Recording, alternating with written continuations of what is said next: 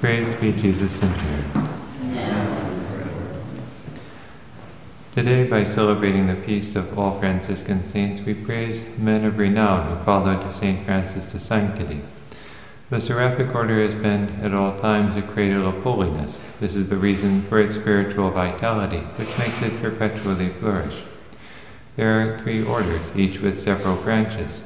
The rule of the first order is followed by the Brown Franciscans, the Capuchins, the Conventuals, the Franciscans of the Immaculate, the Franciscan Friars of the Renewal, and other institutes.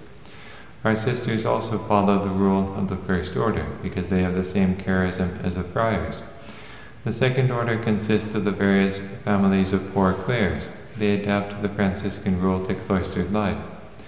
The third order was originally composed of lay people who live Franciscan life in the world according to a rule adapted to their state of life. But there are now also regulars of the third order, who are dedicated to some particular apostolate, such as teaching or caring for the sick or the poor, or Eucharistic adoration. There are Franciscan saints from every walk of life and every people. There are martyrs, doctors of the Church, priests, religious brothers, laymen, virgins, and married women. The Franciscan love of property does not exclude holy kings and princesses, such as King St. Louis IX and St. Elizabeth of Hungary.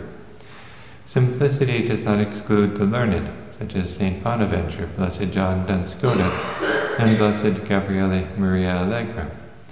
Franciscan saints are an immense multitude gathered around the great Poverello, the little poor man, bearing the seal of the living God.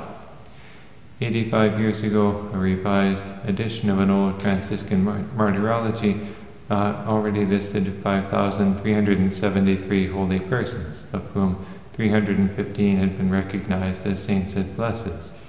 Subsequent beatifications and canonizations have surely increased the latter number, especially since the pontificate of St. John Paul II began. The reason why we celebrate the feast of all saints of the Franciscan Order on this day is that on November 29th, 1223, Pope Honorius III solemnly confirmed the rule of the First Order written by St. Francis. Today is the 800th anniversary of that approval. The Franciscan rule had already been approved verbally in 1209 by Innocent III, but that rule then was developed and reached its definitive form in 1223. The connection with today's feast is that the rule shows those who profess it the way to sanctity, and those who observe it perfectly can already be canonized.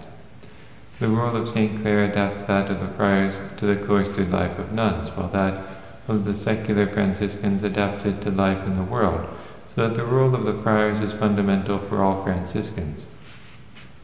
St. Francis called the rule the Book of Life, the hope of salvation, the marrow of the gospel, the way of perfection, the key of paradise, the pact of an eternal covenant. It is the marrow of the gospel because its principles are the choice parts of the gospel: charity, obedience, poverty, chastity, love for enemies, prayer, humility, patience. It is the way of perfection that Franciscans must follow. No Franciscan can become a saint except by following it, and anyone who observes it perfectly is a saint. Therefore it is the key to paradise. It is a pact of an eternal covenant, for whose observance God promises eternal life in the rite of profession. Today's gospel teaches the counsel of poverty as what we must have to be perfect, and that is, as the disposition, detachment from worldly goods in order to reach perfection, a disposition that seems to have been necessary in the case of that young man. For St. Francis, gospel poverty means having nothing of one's own, and not just materially. He used to say that a man had not yet given up everything for God as long as he held on to the money bag of his own opinions. So obedience and charity, or rather obedience and chastity, are logically implied by a thoroughgoing poverty. A man with nothing of his own cannot claim the right to do his own will.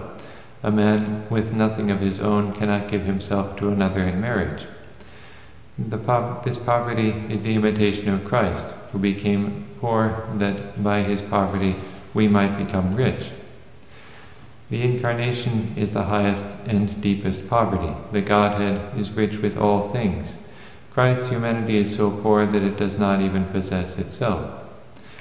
And so the Son of Man has nowhere to lay his head. He who feeds the birds of the air and the fish of the sea and the beasts of the field, it must in Mary's womb receive not only all his nutrition from a creature, but even his oxygen. His humanity does not belong to himself. It is not the humanity of a human person, but of a divine person. And this poverty makes us rich. The most perfect poverty that we can practice is that of unlimited consecration to the Immaculate, giving her everything that can be given, so as to be her sons as Christ was her Son, and keeping nothing for ourselves. Providence has made the anniversary of the definitive Franciscan rule also the first day of the novena of the Immaculate Conception.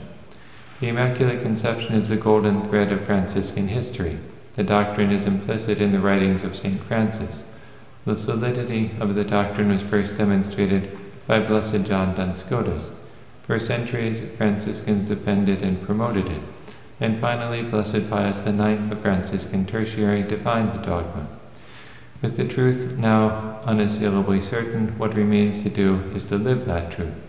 For, as St. Bonaventure said, the main purpose of theology is to make us good. It is a practical science.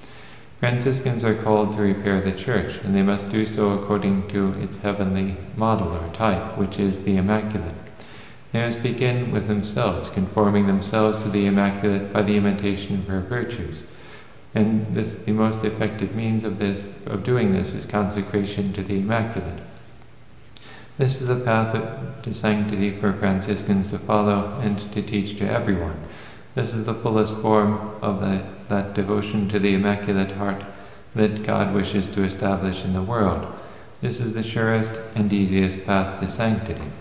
But like any path to sanctity, it requires courage and determination to reach its goal.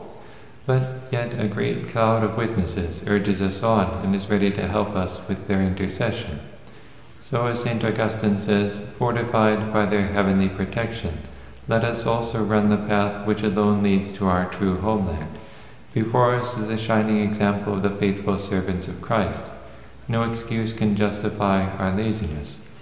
The kingdom of heaven suffers violence, and those who do themselves violence take possession of it. It is an immense kingdom. Whoever therefore wishes to be blessed, let him hasten to heaven, whose gates are closed only to those who exclude themselves.